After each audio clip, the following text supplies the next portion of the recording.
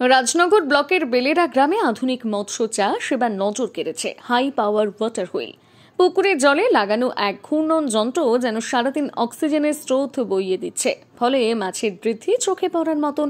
চাষিরা মনে করছেন আগে যে মাছ 3 মাসে বড় হতো এখন তা 1.5-2 মাসে বাজারযোগ্য হবে। কিন্তু উন্নতির সঙ্গে সঙ্গে এসেছে আরেক বাস্তবতা।